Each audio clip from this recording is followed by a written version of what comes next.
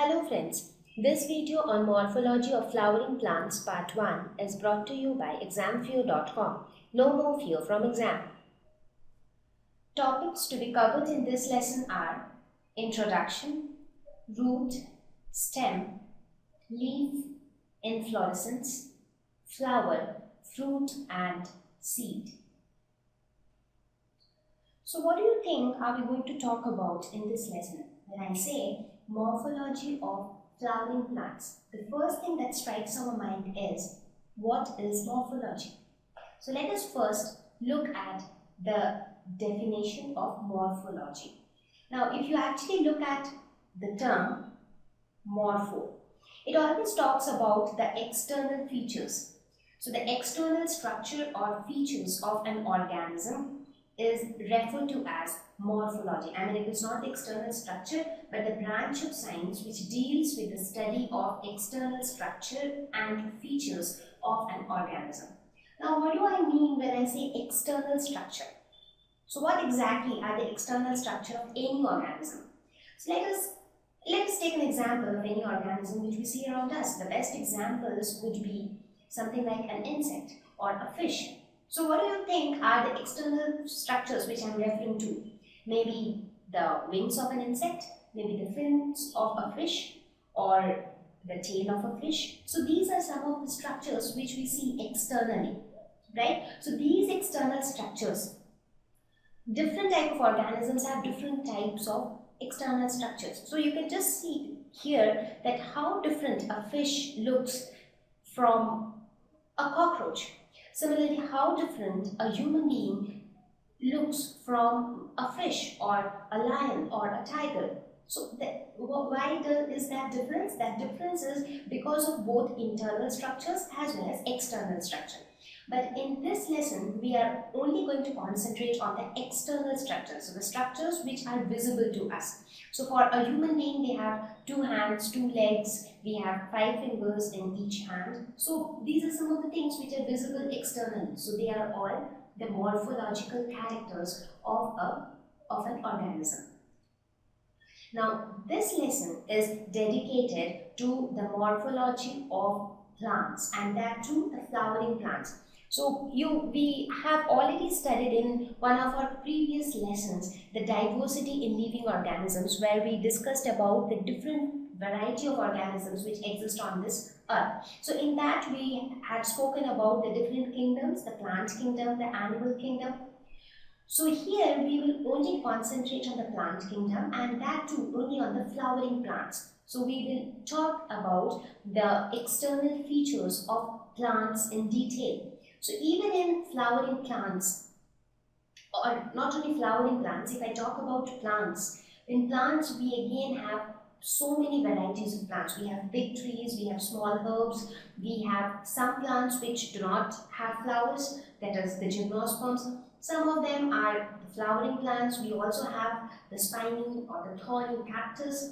So again, if you look at all organisms of the plant kingdom, even they show so much of variations amongst each other. So here in the screen itself, if you look at the 4 different types of plants which are shown here, they look so very different from each other. So why do they look different? Because of some of the differences in their external structures or external features. The appearance of a cactus plant is so very different from the appearance of this tomato plant. Right? So they have got different types of leaves, they have got different types of fruits, flowers. So all the different organs in the plant are quite different in different plants.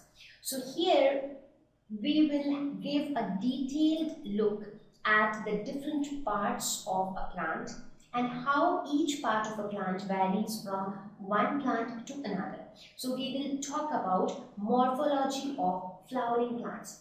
So with this brief introduction on what are we going to study in this lesson, so let us get started. So when I talk of a plant, in fact when I talk of the external structures or the appearance of a plant, so the first thing that strikes our mind is what are the different parts of a plant. I mean, we see a plant as one complete organism, but again externally that can be divided into various parts. For example, if you look at a human being, So one human being is whole as such, but we do have different parts of the body.